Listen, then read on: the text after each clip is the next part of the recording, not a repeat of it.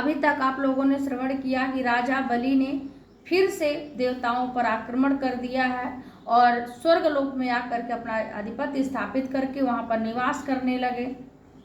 और जब निवास करने लगे तो उस समय राजा बलि के गुरु जो शुक्राचार्य जी हैं, वह राजा बलि से कहते हैं कि हे राजन, यदि तुम अपनी आई हुई संपत्ति को स्थिर करना चाहते हो तो हे राजन, तम विश्वजैनम शिष्यम भृगवा शिष्य वत्सला शतेन है मेधानाम अनुव्रतम मया जयन। हे राजन, यदि तुम अपनी आई हुई संपत्ति को स्थिर करना चाहते हो और खोई हुई संपत्ति को प्राप्त करना चाहते हो तो हे राजन, सतेन है मेधानाम अर्थात तुम 100 अश्वमेध यज्ञ करो।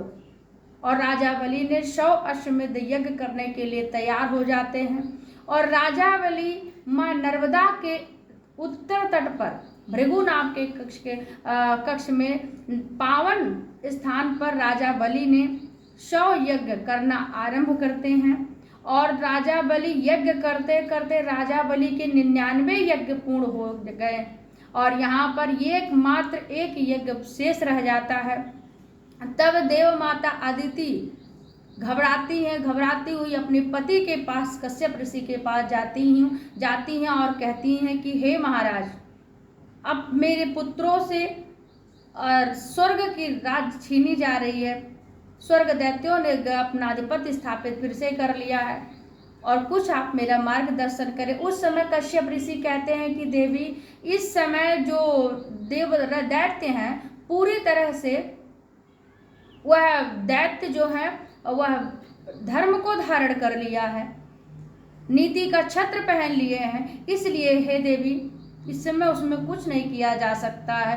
पुनः याचना करती हैं, पुनः अपने पति से निवेदन करती हैं। फिर कश्यप ऋषि ने निवेदन करने पर, माता अदिति के निवेदन करने पर, तब कश्यप ऋषि ने कहा कि हे देवी, जब मुझे संतान की कामना हुई थी, जब मुझे संतान की इच्छा हुई थी, तब मैं भगवान को प्रसन्न करने के लिए जिस व्रत का उपदेश ब्रह्मा जी ने मुझे सुनाया था, कहा था, वही व्रत मैं तुम्हें बतलाता हूँ। उस समय कश्यप ऋषि ने देव माता अदिति को बताते हैं कि हे देवी, फाल्गुनश्यामले पक्षे द्वादशाहम पयोव्रतः अर्चयेन रविदाक्षम भक्त्या परम यान्वितः। हे देवी, एक व्रत है जिसका नाम है पयोव्रत और इस व्रत को फाल्गुन शुक्ल पक्ष प्रतिपदा से लेकर के द्वादशी तिथि अर्थात 12 दिन तक दूध पीकर व्रत करना चाहिए और 12 दिन तक भगवान विष्णु का पूजन करना चाहिए विधिवत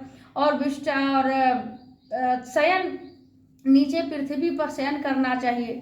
ब्रह्मचर्य का पालन पूर्ण रूप से करना चाहिए। दूध से बने खीर का भोग लगाना चाहिए नारायण का, तथा खीर से यज्ञ में आहुति देनी चाहिए।